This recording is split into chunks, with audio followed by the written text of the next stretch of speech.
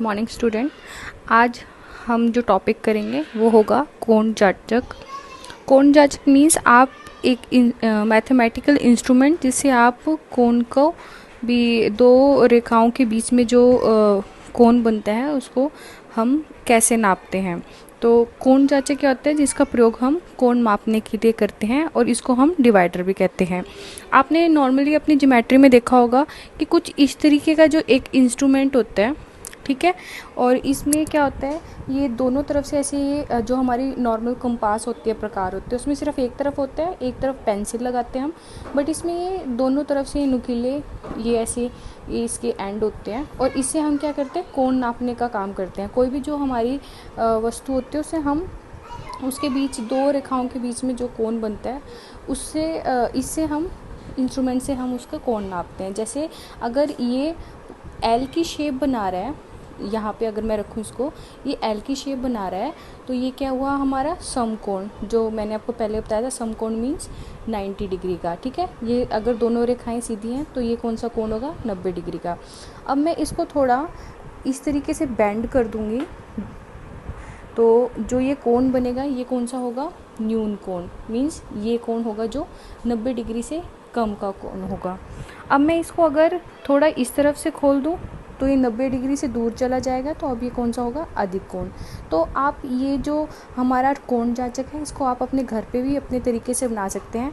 अगर हम यहाँ पे दो कागज़ के ऐसे टुकड़े ले लें, ठीक है, और उनको हम इस तरीके से जोड़कर यहाँ पे हम एक ड्राइंग पिन लगा दें तो ये इजीली जो हमारा कोण जाचक है उसकी तरह मूव करेगा। जैसे ये देखो ये बन गया 90 डिग्री का, ये अधिक कोण हो गया और ये न्यून कोण होगा। ये देखो जैसे एक ये मैंने बनाया, ठीक है, ये हमारा कोण जाचक हो गया जो आप अपने घर पे अपने तरीके से बना सकते हो, ठीक है। ये इस तरीके से हमने दो गत्ते के टुकड़े ले लिए, यहाँ बीच में एक ड्राइंग पिन लगा लेना और इस तरीके से हम कोण नाप सकते हैं। जैसे ये 90 डिग्री का, ये अधिक कोण और ये न्यून कोण, ठीक है।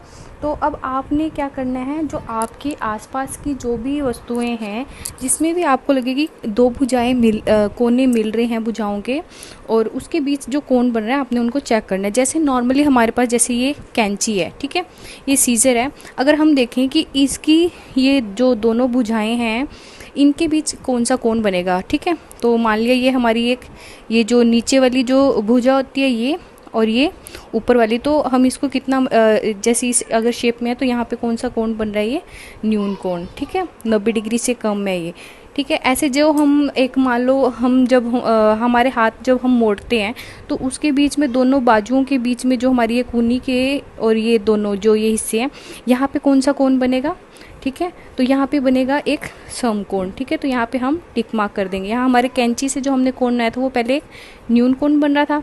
ऐसे ये जो पतंग है, ठीक है, पतंग ये देखते ही पता चल रहा है जो ये पतंग एक वर्ग की इसने आकृति ले रखी है, ठीक है। तो हमें पता है वर्ग की अगर चारों भुजाएं समान हो तो जो वर्ग में जो कोण बनता है वो सारे कोण क्या होते हैं समकोण, ठीक है। तो यहाँ पे ये क्या होएगा समकोण, ठीक। जो ये हमें आकृति दे रखी है इसमें कितनी भुजाएं हैं पहले हम देखेंगे, 1 2 3 4 5 6 7 8, ठीक है। तो ये वो अष्टभुज हुआ। तो अष्टभुज में भी अगर भुजाएं समान हैं तो इसके कोण भी समान होंगे, ठीक है। बट इसमें जो कोण बनेगा अगर हम देखते हैं जो हमें कल पिछले लेक्चर में हमने करा था तो उसमें जो अष्टभुज थे उसमें कितने डिग्री का कोण बना था हमने जो पिछले वाले काम में देखा था, तो वहाँ पे वो 135 डिग्री का कोण बना रहा था और जो 135 डिग्री है वो 90 डिग्री से बहुत अधिक है। तो ये कौन सा कोण होगा, ये होगा अधिक कोण, ठीक है। तो हम यहाँ पे इसको टिक मार्क करेंगे। अब आपके लिए होमवर्क क्या है, आपने अपने आसपास की चीज़ें जैसे मान लो मेरे पास ये एक बुक है, ठीक है। अब आपने इसमें देखना है कि जैसे इसकी ये 4 भुजाएं मान लेते हैं हम, ठीक है, तो इन 4 भुजाओं में कौन सा कोण बनेगा, ठीक है। तो ये देखने से ही पता चल रहा है। बाकी ये डिवाइडर है, ठीक है, ये डिवाइडर आपने यहाँ पे रख के देखा तो ये डिवाइडर जब हमने रखा तो हमने देखा ये सीधे जा रहे दोनों भुजाएं, तो इट मीन्स ये कौन सा कोण बनाएगा समकोण, ठीक है। ऐसे ही आपके घर में अगर आपको कुछ चीज़ें मिलती हैं आपने उसमें जांच करके देखना है कि वो कौन सी ऐसी वस्तुएं जिसमें से आप समकोण बना सकते हैं, उसको आप लिखें, एक लिस्ट सी बनाएं और उसको आपने सेंड करना है।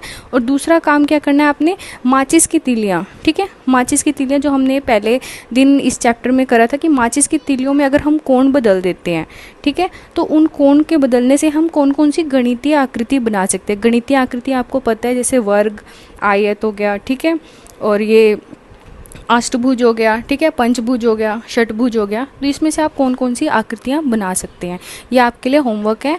आपने ये अच्छे से करके नीट एंड क्लीन अपने नाम के साथ मुझे सेंड करना है। Okay, thank you.